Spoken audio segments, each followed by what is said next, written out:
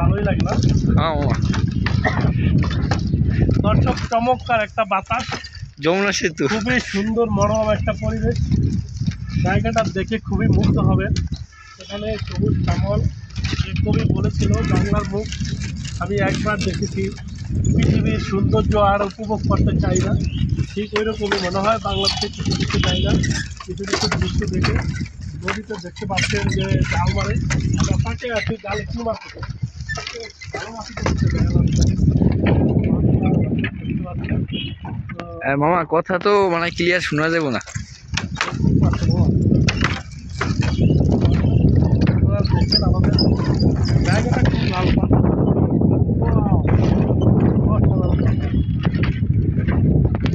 বাংলার আমাদের একটা পুরনো ঐতিহ্য, নৌকা দিয়ে মাছ ধরা, জাল মেরে মাছ ধরা, আমরা সেটাও দেখলাম। দর্শক এদিকে দেখতে পাচ্ছেন নদীর পাড়ে সাইকেল জায়গাটাও খুবই সুন্দর লাগে। আমরা যে সাঁকোয় আছি, সাঁকোটা দিয়ে হাঁটার সময় সেটাও ভালো লাগে। শব্দটাও দারুণ, অসাধারণ একটা মিল। আপনারা আমাদের সাথে থাকার জন্য আপনাদেরকে অসংখ্য ধন্যবাদ। মাঝখানে ছোট একটা নদী, নদীর এই পারে গ্রাম্য পরিবেশ, যেটা হলো ন্যাচারাল, যে সবুজ শ্যামল বনাঞ্চল, সেটাই বোঝা যায়। আর আমরা নদীর ওপারে দেখতে পাচ্ছি একটি শহর। আসলে আপনারা দেখতে পাচ্ছেন যে এই পাশে, এটা মনে হয় পুরনো কোনো একটা স্থাপনা, এটা মন্দির মন্দির টন্দির কিছু একটা হবে। কিন্তু সবচেয়ে ভালো লাগে এপারে গ্রাম্য পরিবেশ, এপারে শহর। খুবই দারুণ একটা সময় উপভোগ করলাম এখানে।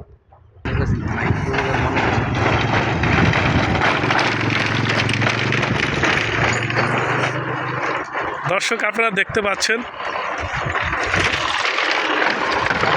এটার উপর দিয়ে বাইকগুলা যখন যায় তখন শব্দটাও দারুণ। তবে এই পরিবেশটা, গ্রামটা খুবই ভালো লাগে, খুবই চমৎকার একটা গ্রাম। দেখতে পাচ্ছেন এটা হলো আমার ভাগনা, দুই মামু ভাগ্নে আছি আজকে। রাজশাহী বিভাগের নওগাঁ জেলার মান্দা থানার প্রসাদপুর বাজারে আছি আমরা।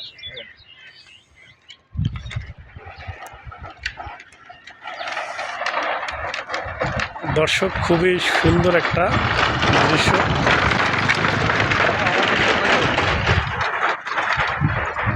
মামু ভাগ্নে যেখানে, আপদ নাই সেখানে। দর্শক পরিবেশটা আপনার কেমন লাগছে, ভিডিওটা আপনাদের কেমন লাগছে অবশ্যই আমাদেরকে জানাবেন। সবাই আমাদের সাথে থাকার জন্য আপনাদেরকে অসংখ্য অসংখ্য ধন্যবাদ। খোদা হাফেজ।